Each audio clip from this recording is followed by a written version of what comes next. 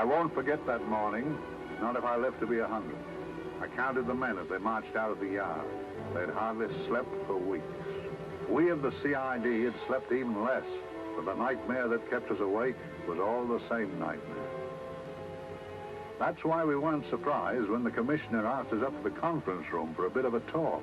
He'd talked to us plenty, we knew that. It didn't help any to know what was ahead of us.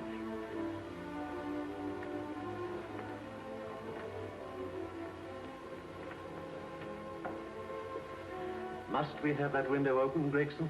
Oh, shut it if you want to. Chief will be in enough of a temper without having a ruddy blast down the back of his neck.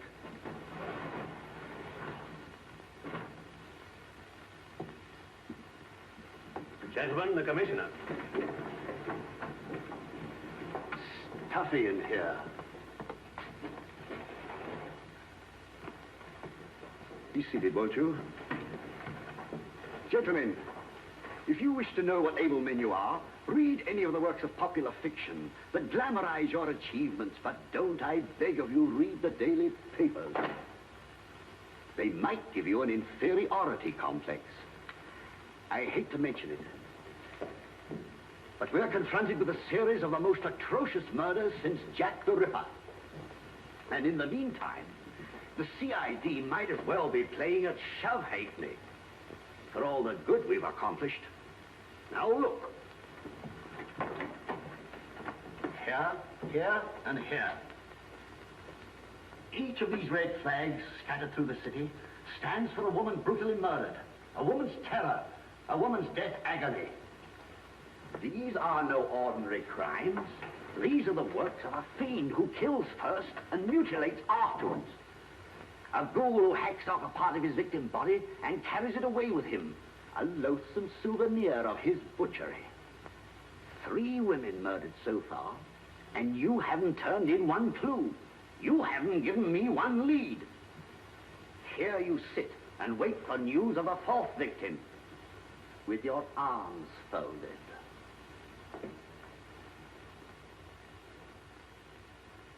Well, we hadn't long to wait. It was down Lambeth Way where a young woman was hurrying home late last night. She saw something and stopped. It was a constable.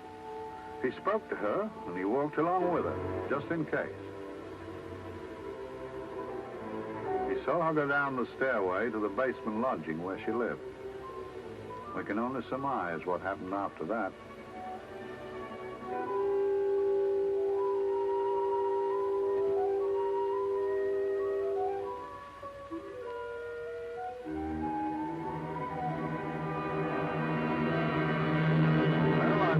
Pride in my pocket and went to see the man who'd so often helped out Inspector Lestrade and myself in the past, Mr. Sherlock Holmes.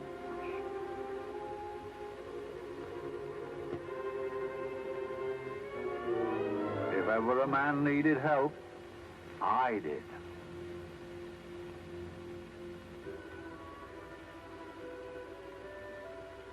This makes 4, Inspector. 4 defenseless women here in the heart of London. And everyone with the right forefinger hacked off. Not hacked, Inspector Gregson. Cleanly, expertly severed. The work of a skilled surgeon. That's our only clue. Much about the age of my sister's girl. Is there no way of stopping this, Mr. Holmes? Yes. There's a way, somehow. Fiend that did this. I promise. I promise. We've nothing to go on, that's the rotten part of it. We can't get far without knowing the motive. Well, at least we know what the motives were not. It wasn't robbery, nor passion, thanks be, nor yet vengeance. Because they all came of totally unrelated families. Steady, Inspector, steady. Sorry, Mr. Holmes. I don't turn a hair when it's a bloke who can look after himself. A little slip of a thing like that. Yes, it's horrible. Come on, let's get a drink.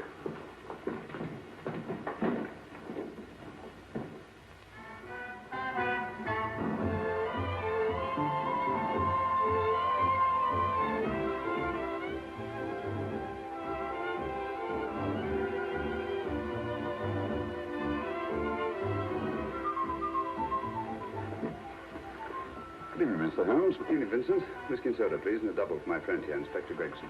Very good, sir. Make mine Irish. Decent of you to give me a hand with this thing, Mr. Holmes. Always a pleasure to be of help to Scotland Yard, Inspector.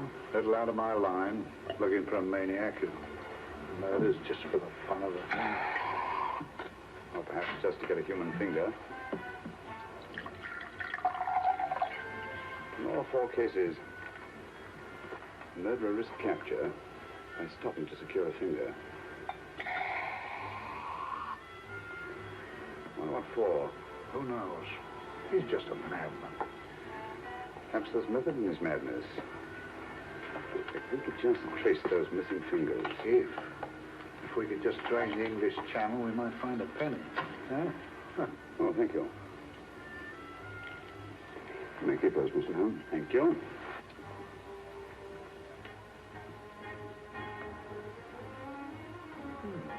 Sir George Fenwick, isn't it? Yes. That his daughter with him. Don't be so naive, Inspector. You know everyone, don't you, darling? Well, hardly. A week ago, I didn't know you. A week. How fast it's gone.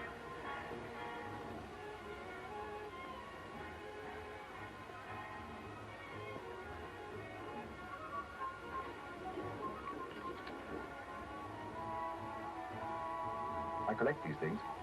How very quaint of you. Shall we go? Yes.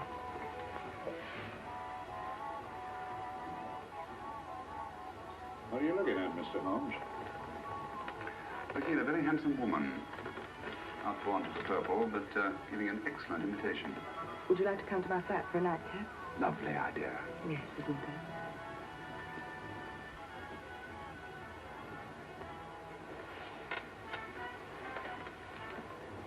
I wonder where she's taking Sir George Fenwick.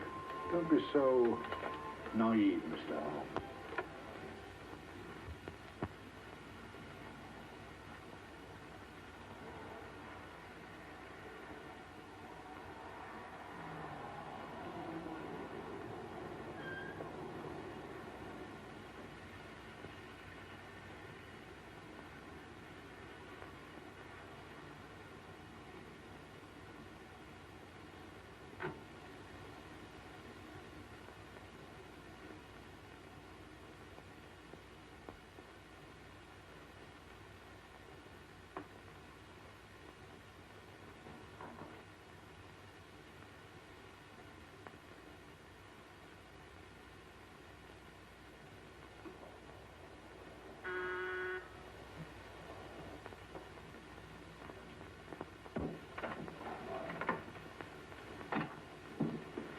Good evening, Mum. Hello, Grandon. Any messages? No, Mum.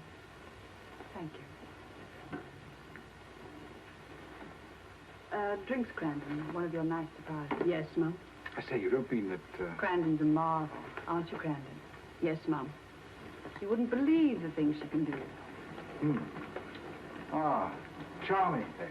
Delightful. Really? Do you think so? I'm so glad. Do sit down.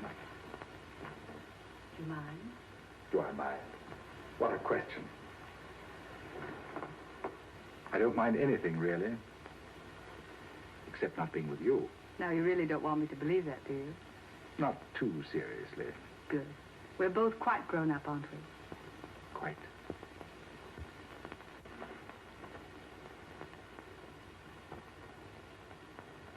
You're a treasure, Grandon.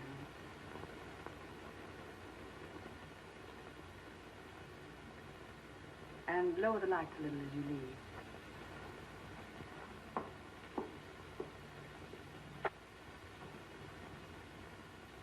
I prefer a more flattering light. In any light, you'd be... Would I? And don't you know it? Perhaps I do.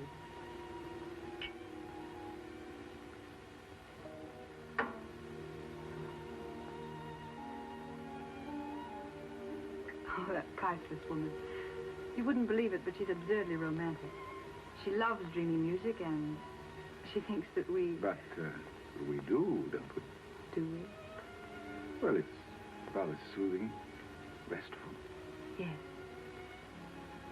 And we all need rest at times, like tired children who played too long. You've played with wooden soldiers, I suppose. Funny. Hadn't thought of that for years. Toy boats were my special joy. Anything I could set afloat anywhere. Like this. And this. Toy boats sailing into the Never Never Land.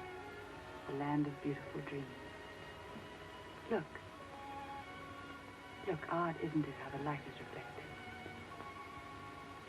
Little specks of light that move and move. Like stars on a slowly moving stream. You know, Holmes, I'm very sensitive to atmosphere. No? Yes, I can tell by the feel of this room there's been a murder committed here. It may interest you to know, my dear fellow, it was the other side of that door at the foot of the stairs that the poor girl was murdered. If only I could find it. Find what? The one thing these unfortunate victims have in common that might give us a motive for these murders. There must be something. Another Jack the Ripper, if you ask me, a homicidal maniac. No, Watson. In the case of Jack the Ripper, there was one thing in common. His victims were all from one walk of life, living in the same section of the city. In this case, the murderer chooses his victims from all walks of life and from different sections of the city. No, my dear fellow, this is not the work of a homicidal maniac. It's something infinitely more sinister. You mean the creeps? What on earth are you talking about? Watson, I'm convinced that these murders are only incidental to some larger and more diabolical scheme. That may be, but why the severed fingers? The answer to that question, my dear fellow, is our only hope of solving these mysteries. Dear sister, I am so happy. I had such a lovely holiday at Brighton with you and Alf. And I'm looking forward to being with you again. Poor little thing. Sort of raises a lump in your throat. I can picture her sitting here happily writing this letter. And a lot bit realizing that she's shortly going to her death. Hello? Gregson. Oh, there you are, Mr. Holmes. I've been looking for you everywhere. What's happened? Murder in Edgeway Road, not half an hour ago. Woman? Yes. And the right forefinger cut off clean.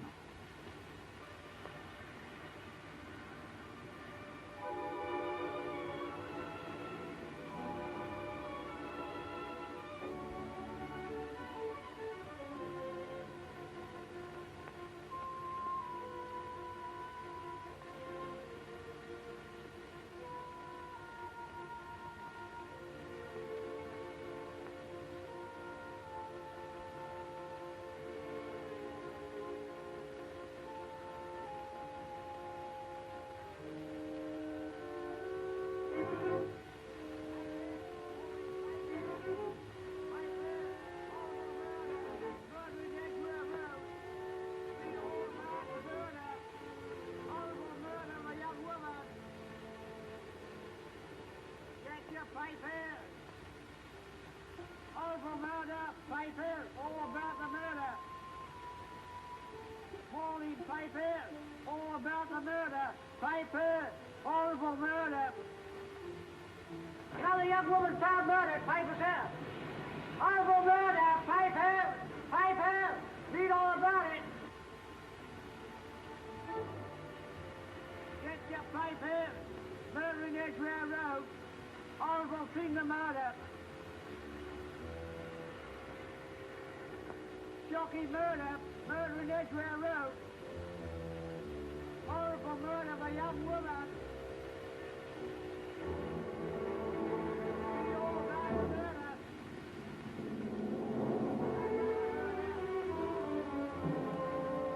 Only Sam, there's been another of those horrible murders. Dear, dear, how shocking. Yes, Mum. I really don't feel quite safe here myself. Oh, dear.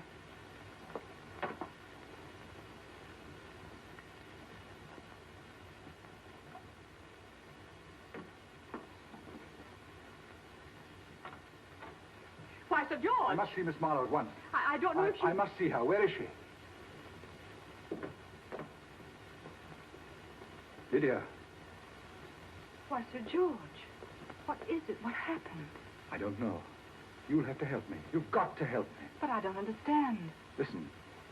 I woke up a few minutes ago in a cheap boarding house off Edgware Road. I don't know how I came there. I don't know when. The last thing I remember is being here with you. Calm yourself, Sir George. When did I leave here? Well, it was about, it was 10:45, Mum. Precisely. You seemed, forgive me, Just a little distressed. Detached. Not interested. I thought I'd said something to offend you. I don't remember.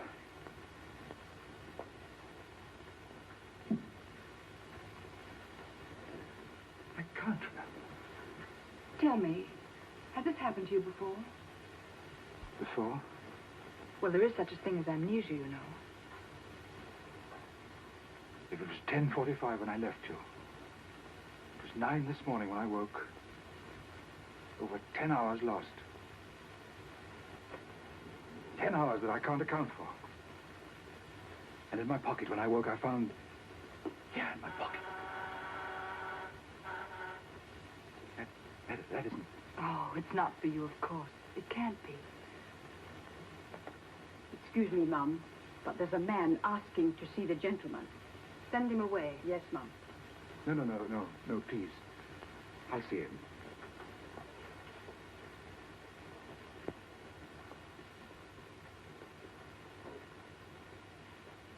Well? Delightful room. Not much like the place you woke up in this morning. You followed me here? Yes. Are you a detective? Oh, no. Quite the contrary. Don't be afraid, Sir George. You know my name? Oh, yes. A very old and highly honored name. And being the bearer of such a name, and also a very wealthy man, I thought you might care to possess yourself this trifle.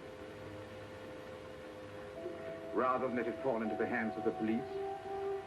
It is yours, if I'm not mistaken. The initials, GF. Where did you get this? It came out of your pocket. I saw it fall, but you never noticed. You were very busy, bending over something with a knife.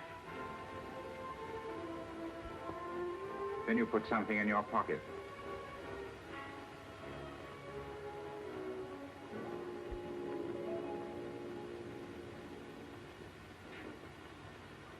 Come along, Holmes, come along, come along. How many more Harrisons, I tell you? You're missing a treat. This is delicious. A little jam tart to follow. Aren't you tempted? You and your flesh pots. They tell me that fish is good for the brain. Brains haven't any. You realize that a whole day and a night have gone by since that festive affair in Edgware Road? I'm as much in the dark as ever.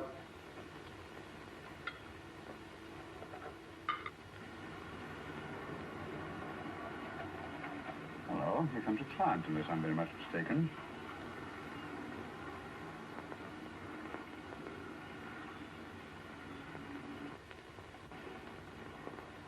Well, attractive. Very attractive.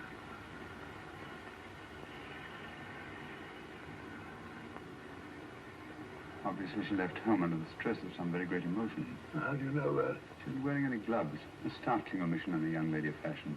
Oh, she didn't put her coat on. Open car, too.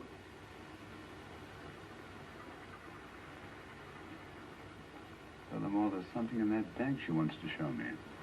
What makes you say that? The bag doesn't match her dress, indicating it was picked for size rather than style, to accommodate some bulky object. You amaze me, Holmes. What I mentioned, my dear fellow.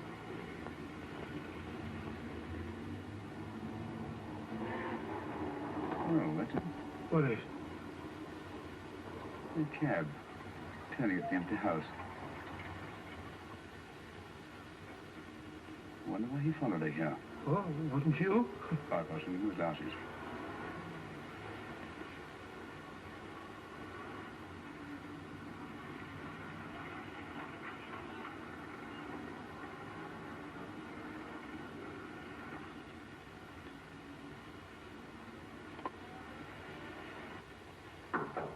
Oh, we shall soon know. Yes, Mrs. Hudson? It's a young lady, sir. Most urgent. Ask her to come in. Go right in, miss. Mr. Holmes? Yes, this is my friend, Dr. Watson. How do you do? How do you do? Mr. Holmes, you must excuse me, please. Yes, well, won't you sit down? Come along. May I? It's quite all right. Thank you.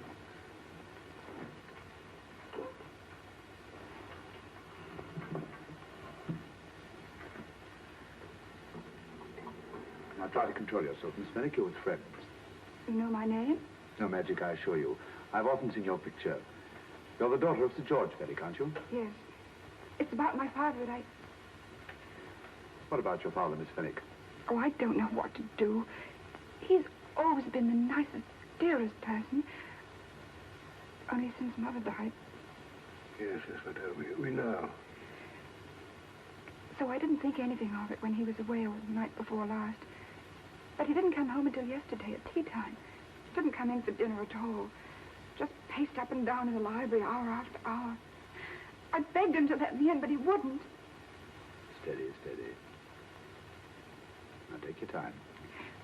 I couldn't sleep a wink last night. Then I started hearing things. Hearing things? What sort of things? I heard someone in the garden underneath my window. Then I saw a figure moving down the garden path. And I recognized my father. Stealing through his own garden like a thief.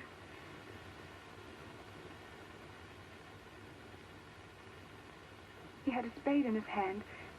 And he stopped by the greenhouse where he started to dig.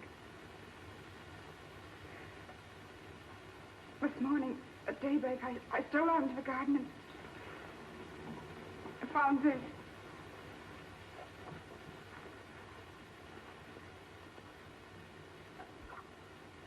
A finger.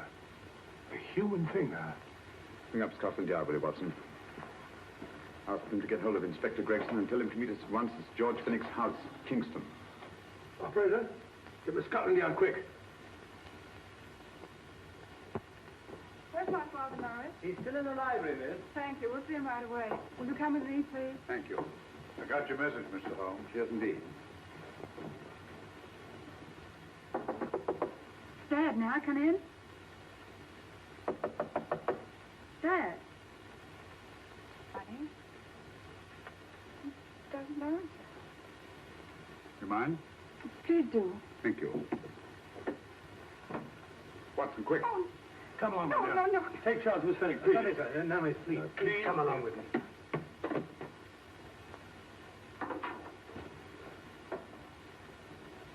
Dead?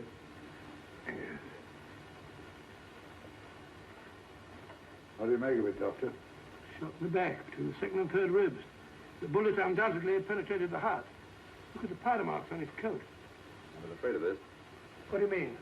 Don't you remember the man in the cab who followed Miss Fenwick to Baker Street? Well, you don't think he had anything to do with the I deal? think it's reasonable to assume that he tipped off someone that I've been sent for. George has obviously been murdered to keep him from telling me what he knew. What was the weapon used? Small caliber revolver, point blank range, by the look of the wound. The murderer came in through those French windows. The mud from the garden he brought in his boots. Sir George must have surprised the intruder. Passed the room to him here. What follows we can't tell. But from the location of the wound, I'd say that he turned his back for a moment, and as he turned, the muzzle of the revolver was placed between his ribs and one muffled shot fired. And you mean to say he kept on going, even after he was shot? There's no doubt about it. Look there. The trail of blood leads us back to the desk. Something Sir George was after. Something. I know. He was trying to summon help, poor chap. I don't think so, Watson. There's the bell pulled by the fireplace.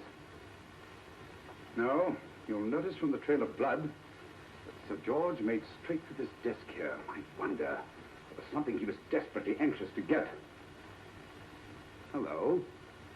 His right hand's clenched. Perfectly natural. Death agony. The left hand lies open. Why only one hand clenched in the death agony? The right hand, the hand nearest the desk. Please note that. If Sir George took something off this desk, something so important that he spilled his last drop of blood to get it, I want to know what it is.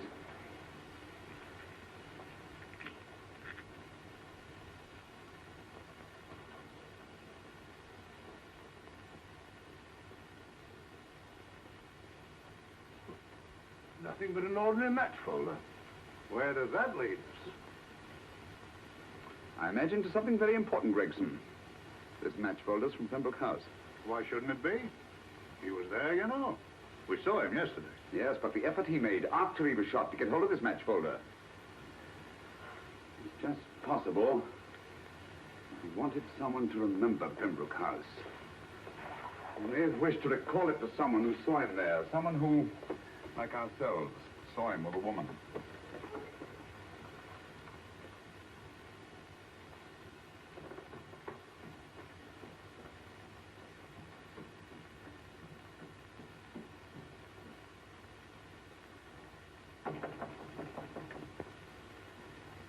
Come in.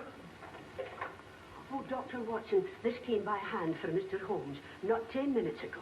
Thank you, Mrs. Hudson. That would be the report from Mr. George's bank. What, Mr. George? Oh, really? Can't you remember his account? Had it looked into at once.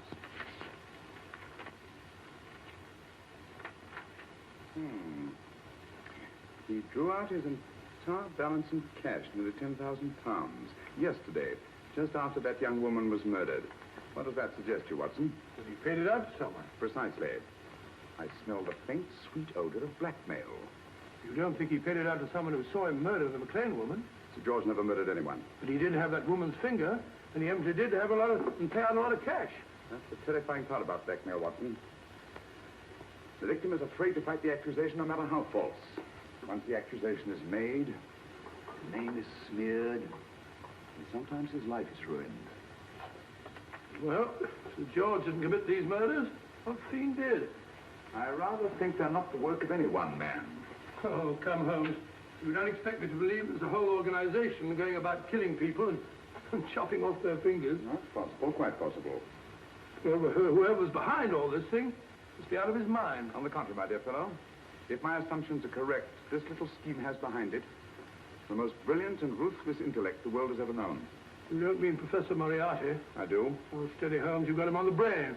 This is the third time in as many months you've suspected him of unsolved crimes.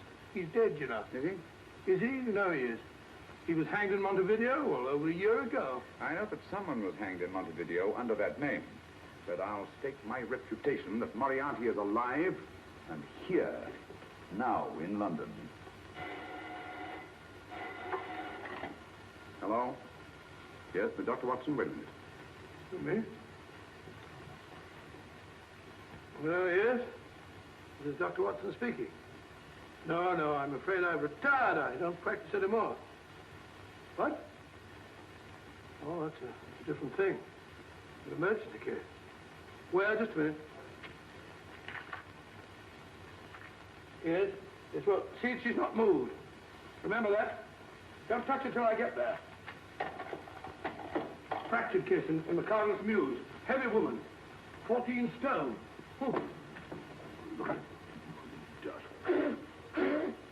14 stone. Just the sort of person who would hoist herself up on a stool to feed the canary. There ought to be a law against fat people keeping little dicky birds. Well, I don't be very long. I haven't used that bag since I brought little Amelia. What's the name in the world? Grew up to be a very unattractive child. Oh, who wouldn't with a name like Amelia? What Amelia? Amelia.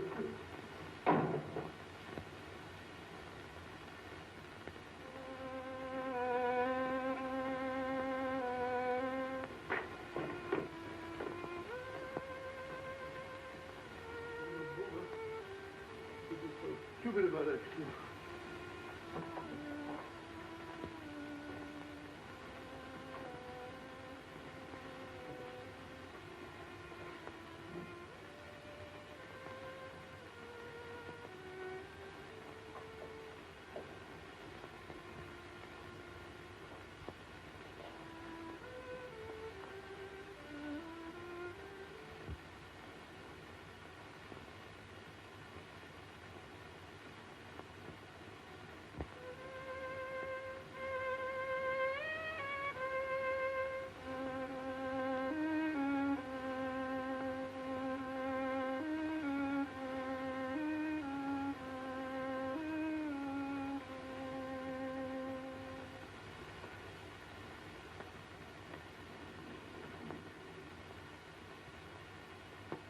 Oh, Professor Moriarty.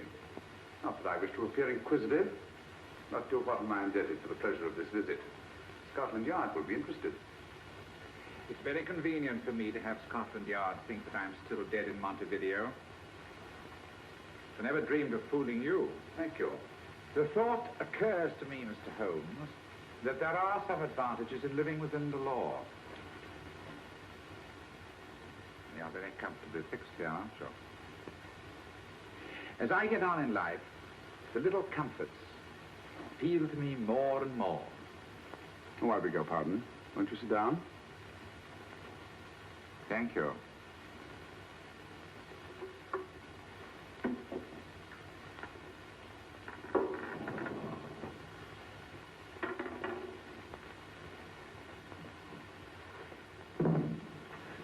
And now, Professor Moriarty, what can I do for you? Everything that I have to say to you has already crossed your mind. And my answer has no doubt crossed yours. That's final? What do you think? I shall not rest until you are hanged for the finger murders. There's no proof, you know. Oh, not a shred. But I have you. I could turn you over to the police here and now. You could. But if you did, you'd never see Dr. Watson again. Oh, the telephone call. Quite. I rather assumed you had taken some such precaution.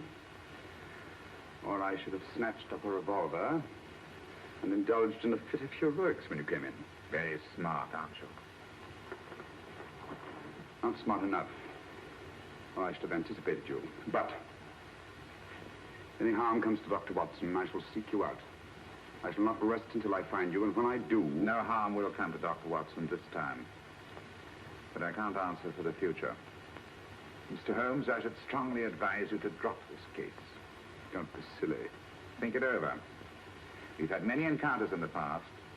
You hope to place me on the gallows. I tell you I shall never stand up on the gallows. But if you are instrumental in any way in bringing about my destruction, you will not be alive to enjoy your satisfaction. And we shall walk together through the gates of eternity, hand in hand. What a charming picture that would make. Yes, wouldn't it? And I really think it might be worth it.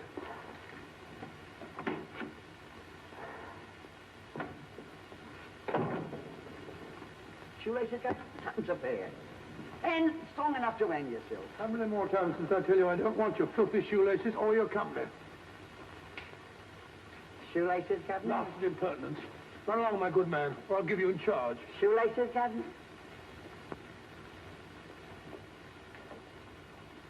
Shoelaces, Captain? You're a poor bloke. What's only got one arm? Any luck with Mr. Holmes? You can read his obituary in tomorrow's papers.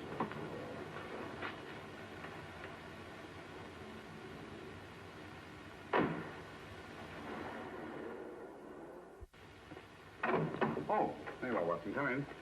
I was, just going out to look for you. Look for me what for? Well, you don't think I know my way about? Well, you're right, I don't. Blast all practical jokers anyhow. Know where I've been? On a wild goose chase. Exactly. There's no such number in McCardle's Muse. Some fool's idea of a joke. Did you see anyone? No, nobody especially. Only a whining old idiot selling bootlaces. Assistant beggar, wasn't he? Stuck you like grim death. Huh? How do you know? And finally left you for someone who looked like Philip Pickings. Someone, my dear Watson, was Professor Moriarty himself. What? Just called on me. Moriarty here and you let him go? But you must be out of your mind. Why? Well, he bluffed me into believing that he was holding a friend of mine as hostage. Friend of yours who? Oh, nobody very important, just a fat, lazy fellow. Medical man, I believe. Medical man? Do I know him? Yes, I think you do. A fellow by the name of Watson. Watson, never heard. Who, me? I'm afraid so, old fellow. Your street hawker's job was to do away with you in a certain contingency. And you let Moriarty go? Because of me? I had no choice. I can't afford to lose you, old fellow. Well, it's very decent of the old chap, I must say, but... well, I wish you'd nabbed him. We shall, never fear. I know the motive for the finger murders. All I have to find out now is the method used with the blackmail victims. Method? Yes. How does Moriarty get them to the scene of the crime? How does he plant those severed fingers on them? And how does he scare them into believing that they may have committed those atrocious murders themselves. Curious.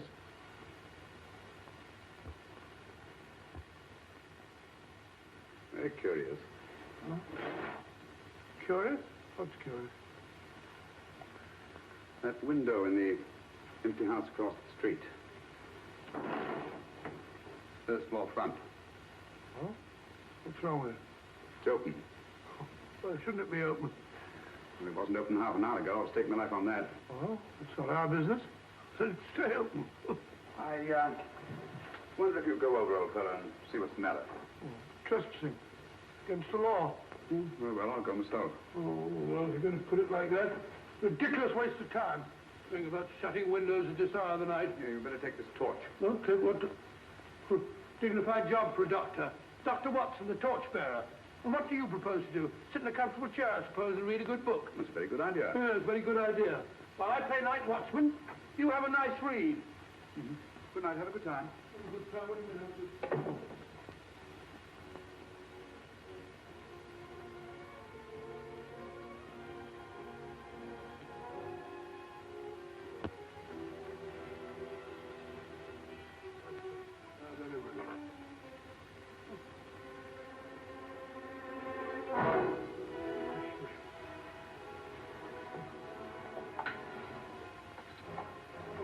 For?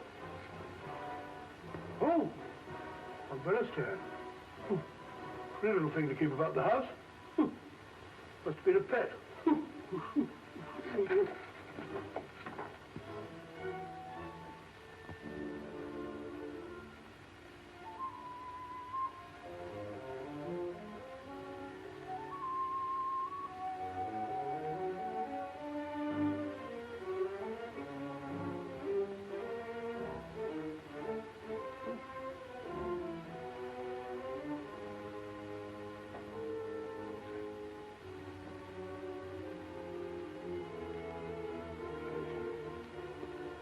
Rathbone.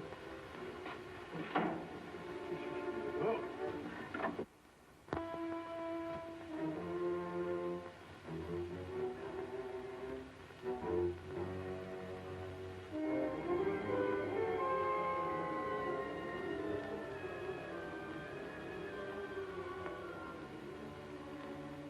Well, he sits comfortably reading a book.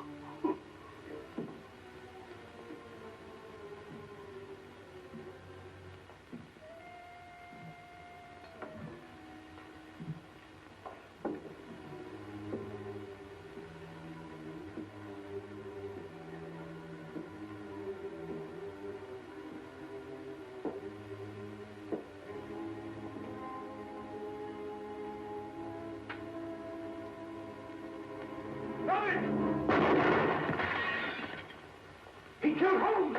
He killed Sherlock! Watson. You? But I saw him shoot you a second ago. Not me, my dear fellow. Merely the bust of Julius Caesar. Incidentally, you may have noticed that all through the ages, prominent men have prominent noses. Oh, I'm afraid we're in for terrible trouble again with Mrs. Hudson. Windows smashed, plaster all over the floor. Get up, you.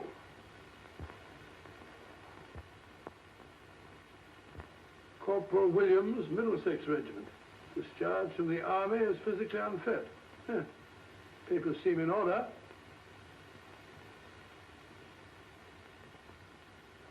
Now, Corporal Williams, you've seen service in the Far East, haven't you? The East? I thought so. Look at his complexion, Watson. Yellow as saffron. He's been taking atabrine. Cure for malaria. Sniper, aren't you? Sniper. Hmm. Why did you try to kill me?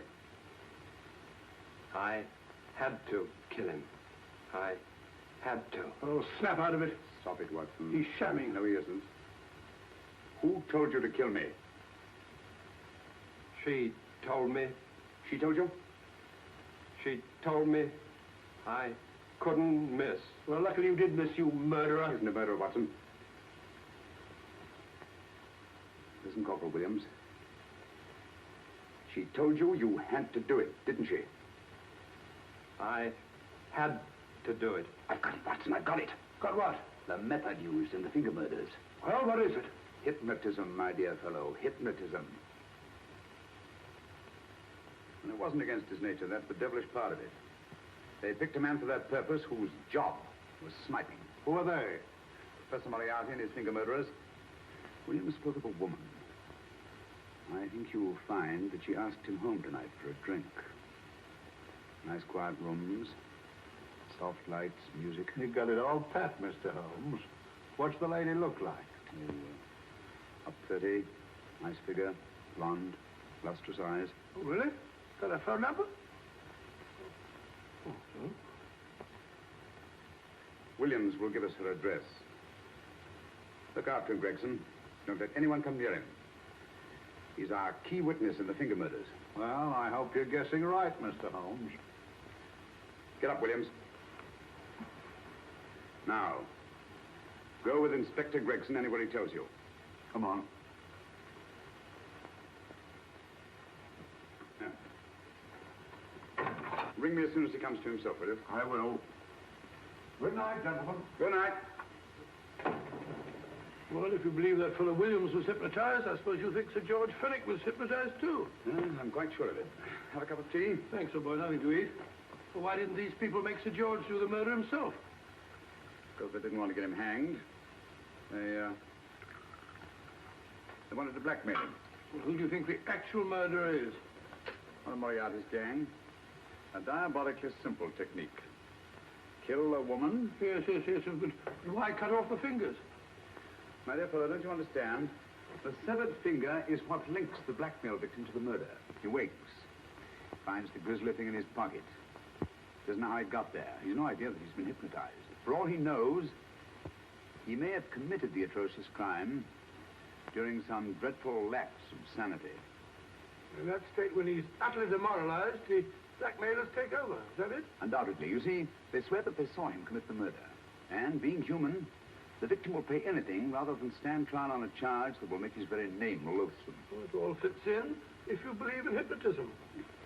The only possible explanation.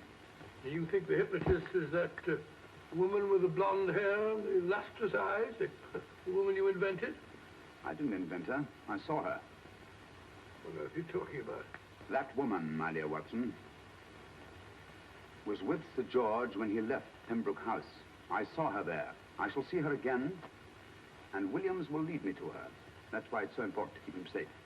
He will identify her.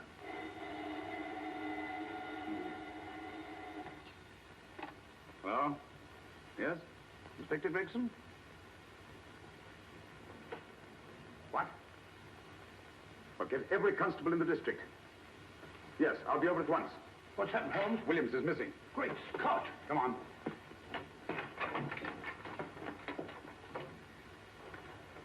Lorry crashed into Gregson's car. During the confusion, Williams disappeared. Escaped, eh? No, kidnapped. To keep him from talking when he came to. You don't think that Moriarty... Moriarty? Anything is possible.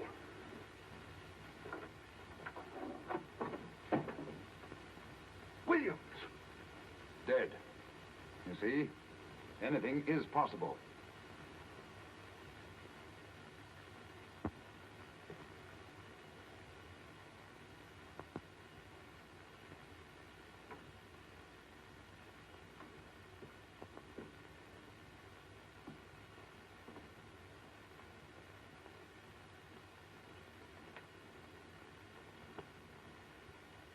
Oh, good morning, Professor Moriarty.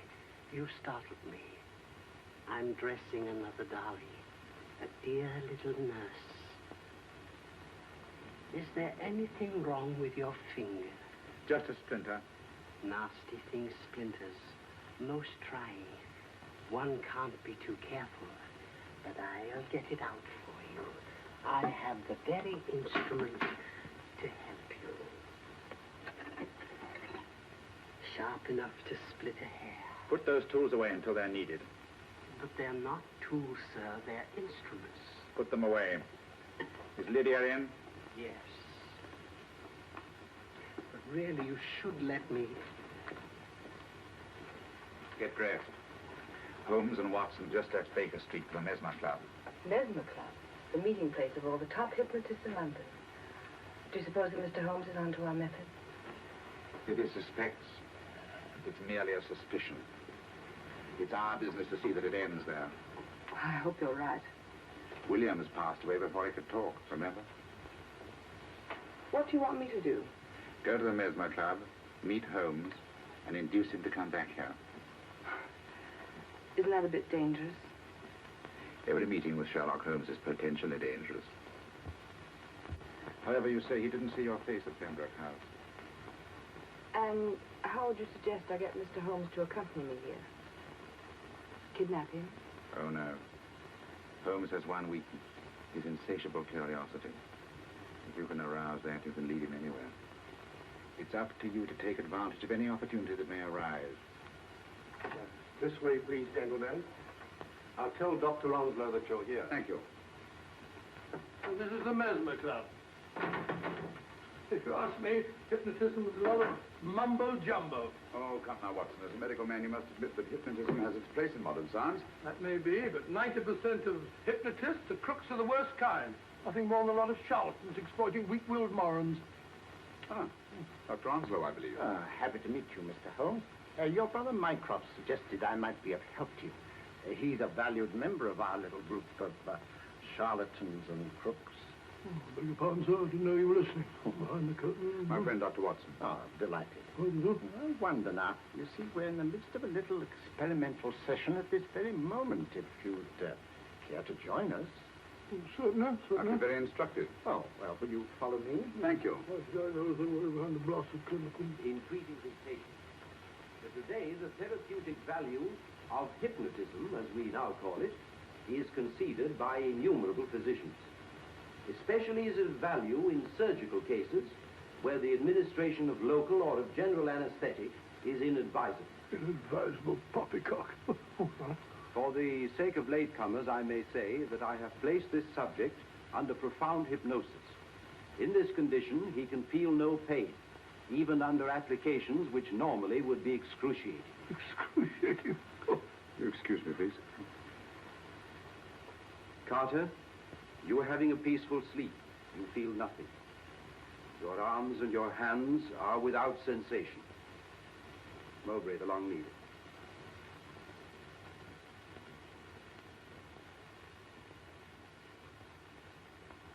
Carter, give me your right hand.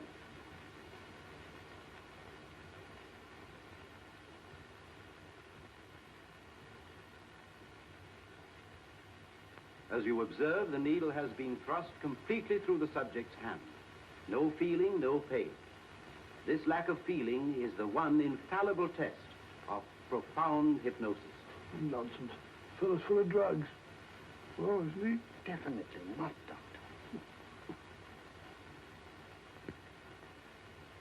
Wake up, Carter, wake up.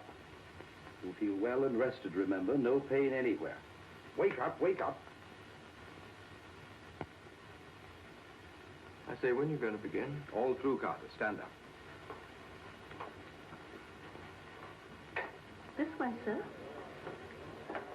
And, are these all the people that come here? Oh, no. Others keep dropping in all the time. I suppose it's all right for those who believe in it, but of course, I'm a professional man myself. Then you don't believe in hypnotism, Dr. Watson? I don't deny that there are certain types of hysterical, feeble-minded people who go under if you point your finger at them. But anyone with an ounce of character... How right you are. You see right through our little artifices, don't you, Doctor? Right through, my dear sir. Right through. Right so. But with the feeble-minded, as you say... excuse us, Mr. Holmes. Certainly. Step over here, won't you? Certainly, sir. Anything to oblige. Let me show you how easily we charlatans take advantage of them. Now, sit down, Doctor. Now, we set a thing like this in motion. It's wonderful, the attraction on the feeble-minded, of course. The continuous motion, if they just let themselves follow it. Of course, you could stare at it till doomsday, Dr. Watson, with no effect at all. Still, it might make you a little drowsy. like the white ribbon of road at night when you're driving. The rhythm is smooth, unbroken, and the road goes on and on, round and round, always the same, winding and winding. And you're drowsy, you're tired. Let the road come into you, as it were. The long road, the smooth road, the road to sleep. Sleep.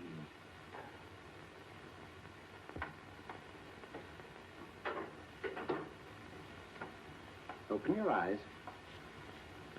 Stand up. Turn around. And now, Dr. Watson, you're on a holiday in Scotland. The country is amazingly beautiful. We're coming to a stream. It isn't deep. Better take your shoes and socks off.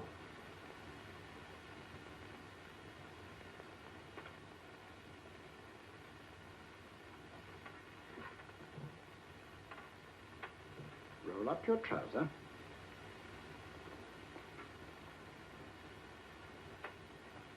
That'll do. The other leg is waterproof. Turn around. Mind the pedals.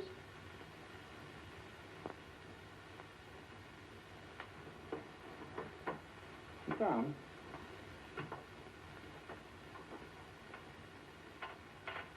Wake up now.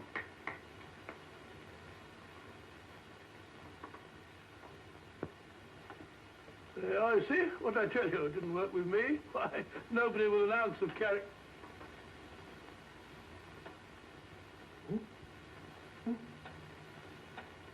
I think you'll need these.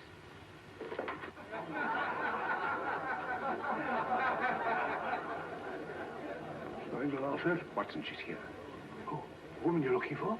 Yes, I'm going to meet her. Perhaps I can induce her to take me to Moriarty. Do you think it's wise, Holmes? May not be wise, but it's essential.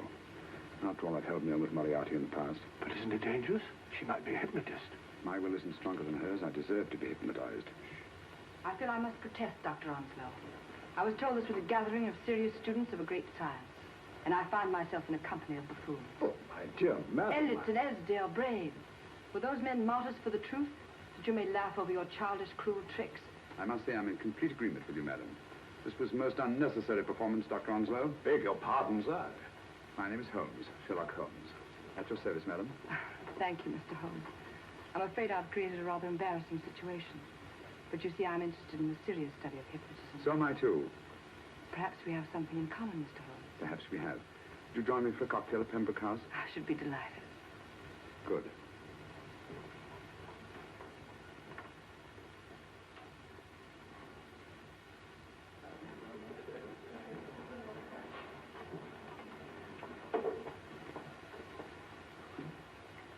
Thank you. I didn't know there was such a pleasant place in London. It was so nice of you to suggest our coming here. I thought a little pick-me-up would do us good. You mean you thought I looked... I like the way you look. Thank you. I suppose I did lose my head a little at the Mesmer Club. But you see, hypnotism is almost a religion with me. I know so well what it can do to help, heal. And I can't bear to see it used for trivial purposes. I know very little about it. That's why I went to the Mesmer Club. You see, I'm rather puzzled just now with the case that I'm working on. How fascinating. Tell me about it. It's the murder of Sir George Fenwick. Fenwick? Who's he? Quite a well-known figure. Odd now I come to think of it. Last time I saw Sir George was here at Pembroke House. Strange. Yes, isn't it? He was sitting, I believe he was sitting at this very table. Cigarette? Thanks. Do go on. There was a charming lady with him. He was lighting a cigarette.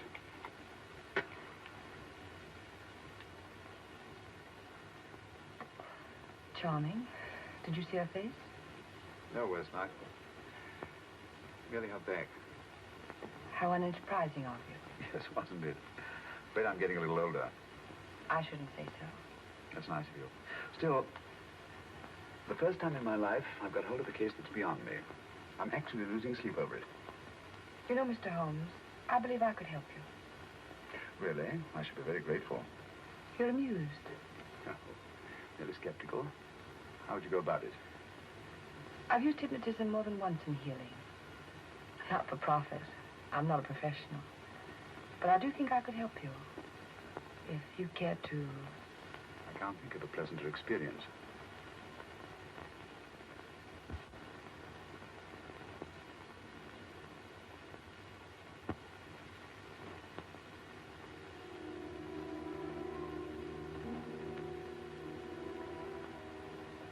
Low light, music, is that all there is to it? You must relax, Mr. Holmes. I'm afraid you're a rather difficult subject. So I thought perhaps a little help. Materia medica might be advisable. Drugs?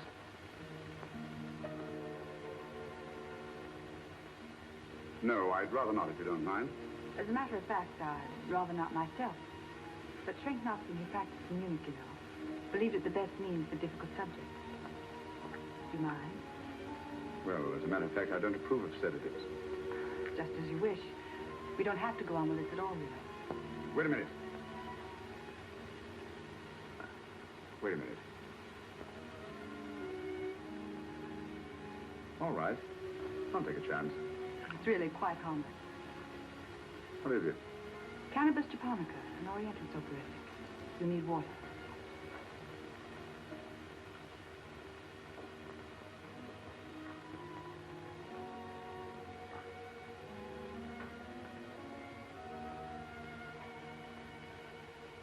Thank you.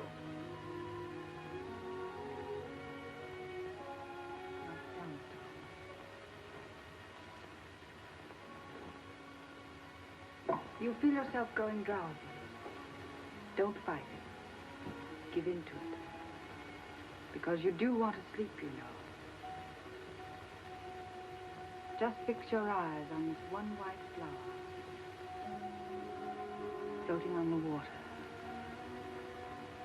Empty your mind of every other thought. Follow the motion of the water. So smooth. Not a ripple. Waters of forgetfulness. Steady. Deep. Strong. Strange, isn't it? How the light is reflected. Little specks of light that move and move.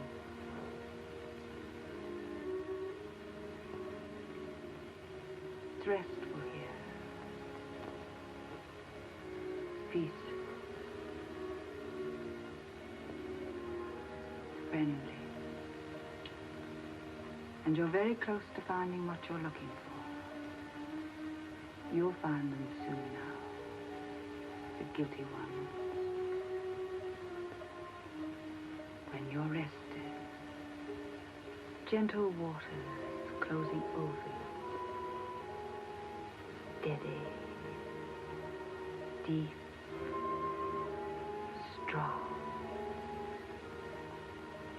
drawing you down,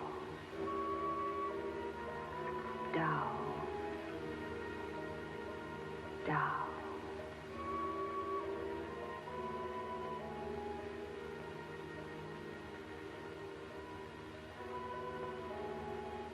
Sleep. Sleep. Sleep.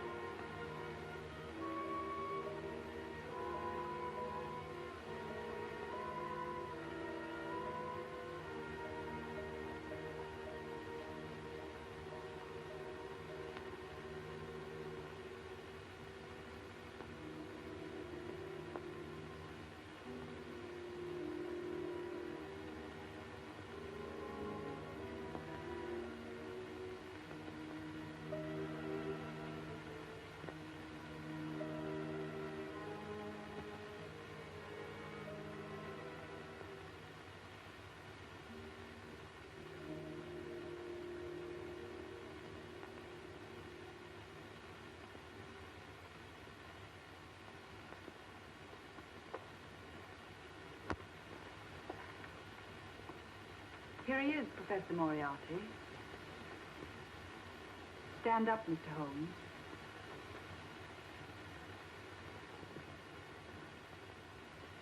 Open your eyes. Face this way. Are you satisfied? We are dealing with a clever man. He may be shamming. There's just one infallible test for profound hypnosis.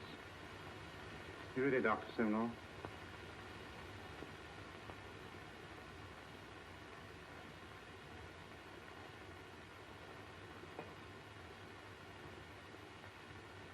That will do, Doctor. He couldn't fake insensibility to the knife. I congratulate you, Lydia. Turn round, Mr. Holmes. Now walk to the desk.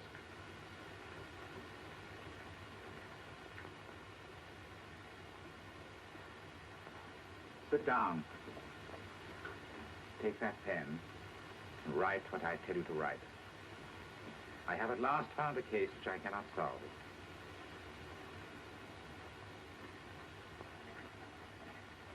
I have outlived my usefulness. Therefore, I have decided to end my life.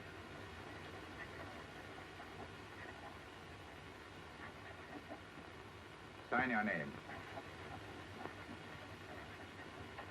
Now blot it.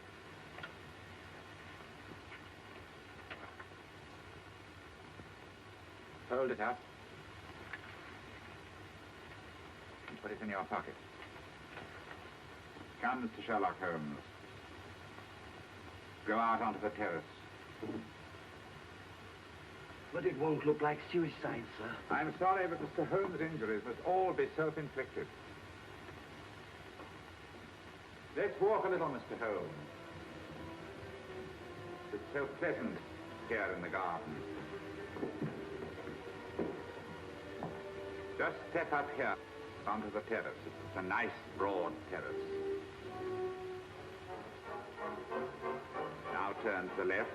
Walk slowly to the end of the terrace.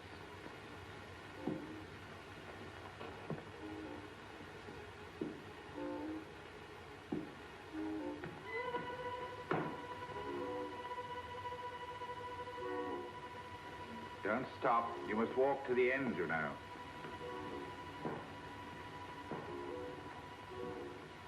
The end leads to an open doorway. You can pass through it in perfect safety. In the room beyond the doorway, you'll find what you've been looking for. Must you drag this on? This is the moment I've been anticipating for a long time, my dear.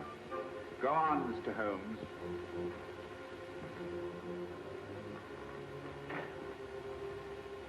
Through the open doorway, you will find the man responsible for the finger murders and the death of Sir George Penny. Professor Moriarty. Holmes! Stand still! What a beautiful view, Watson. I'm quite enjoying it. No, you're not. You're hypnotized. You're under a spell. Stand still. Don't move. Steady, Holmes. Steady, does it?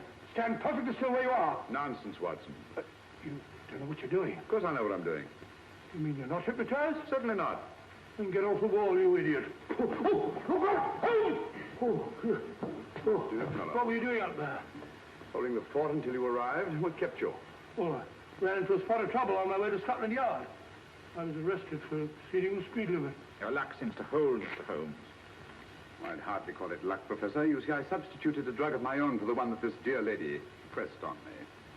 You are clever, aren't you? A drug that, although it leaves the subject conscious, renders him quite insensitive to pain. That accounted for my lack of reaction to Dr. Simnel's knife. Well, Gregson, quite an impressive haul.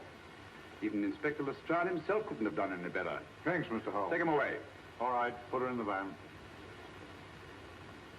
I was right, Mr. Holmes. You are a difficult subject. Thank you. And now, Professor, our score is settled. Au revoir until I see you on the gallows. The rope has not been made that'll go around my neck. Come on.